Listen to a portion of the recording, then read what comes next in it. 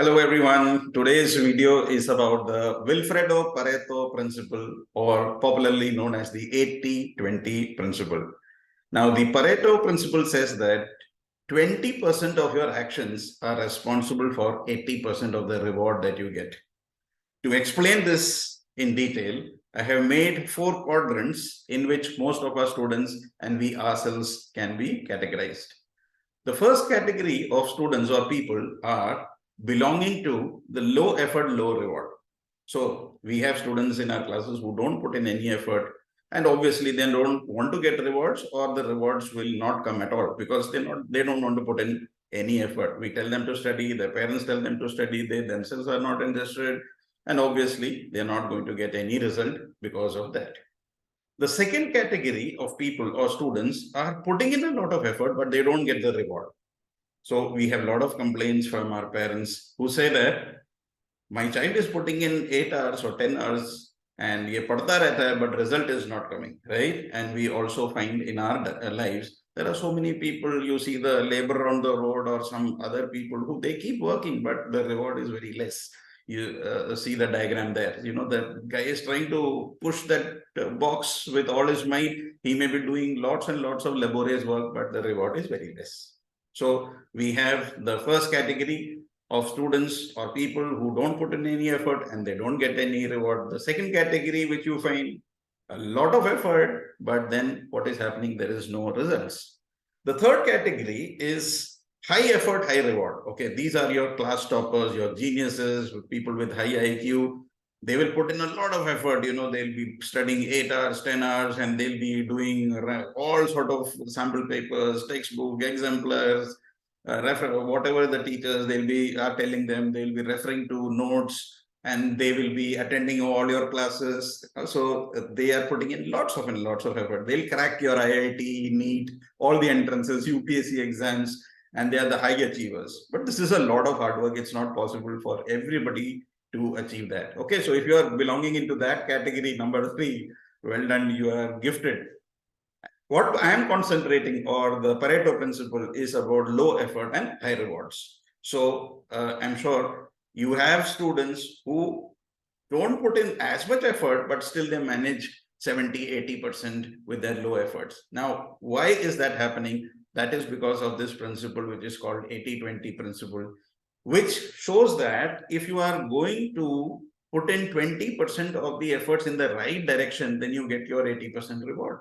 So this can be applicable in different walks of whatever you are doing. So from the student's point of view, so for example, if he has a collection of, let's say, 1000 questions from a reference book, it is normally not possible for an average student to do those 1000 questions. The category 3 students will be able to do because they have high IQ and they're putting in 8 hours, 10 hours. But when we are talking about category 4 students or category 4 people, we cannot do that 1000 questions. We will select 200 questions, that is 20% of that. How are they selecting? Because they are working very smartly. They are analyzing the trend of the past, let's say 10 years. What are the type of questions which are coming? They're concentrating on those instead of doing all sort of random questions and getting confused and wasting their time. So what happens? They are going to do some study of how the paper pattern is. They're going to ask their teachers, they're going to watch YouTube videos, they're going to study the NCERT, they're going to only study those things which are going to come, and they're more or less assured that these are the type of questions going to come. So low effort and high reward. So let's say if you're 24 hours, I'm just giving an example, 24 hours, out of 10, let's say 8 hours you sleep. Now 8 hours is very important to sleep, because I always say that health is wealth. It's not good that you are sleeping for 4 hours and you are studying, or you will spoil your health. No use. 8 hours or 6, so 16 hours. So if I am taking 30% of 16, so roughly it will come to about 3 plus hours, 3.2 hours. So let's say 3 hours. So if I'm concentrating on those 3 hours, my output is going to be definitely 80%. So it's no point, studying for 8 hours, 10 hours, then you're roaming around, then you're drinking water, then you're using the washroom, you're watching your mobile messages, no point. And then the parent thinks that the child is studying throughout. So it's not that, it's not concentrated 8 hours. So if I am looking at low effort and high reward, these are our smart workers, and these are the workers who generally progress with their studies and they acquire skills which are very important in life. Besides the academic, they are good in extracurricular activities. They identify what they're good at and they diversify their portfolio into various other things. So what is important for us to understand is that we have to bring in more and more students into this category. So how to do that? So the 80-20 rule in practice, what is it basically? So what we need to do is that we have to identify our vital task. If he is a student or she is a student, the vital task is to score good marks. Now, what are the good marks? Again, we are talking about that 80%. Of course, if you want to get 100%, then there is no shortcut for success. You have to slog and you have to put in best and you have to do a number of things. But we are talking about people who want to score somewhere around 75 to 85, around 80%. So we need to understand what is important and give our 3 hours. If you're studying for 3 hours, give that 3 hours 100% to what are the type of questions or what are the type of questions that are coming in that particular exam. Contact with your teachers, contact with your mentors, and find out what is important and do that. Give yourself assessments, go through the sample papers that CBSE has released and so on. So what is important for success is to be exam oriented. You have to be exam oriented. What are the type of questions that are coming, that you have to pay attention to that. So 20% of your attention out of your entire 24 hours, you need to focus your time and attention to getting this in the right way. Many people are not able to score because they do a lot of things which are not required and probably they are doing things in the wrong way. So you need a mentor, a guide, a teacher, a parent who is there for you, who can take care of this. So then you can be assured of the 80% outcome, because these time that you spend for your 20% task is going to decide on your output.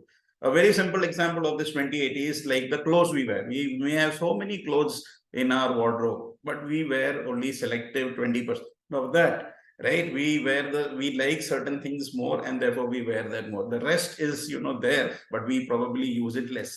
So it can be applicable in any category of your life that you take, that this rule is applicable, and it's a research rule that when we pay attention to 20%, pay attention means we have to give full attention and full concentration and focus on that 20%, then 80% success is assured.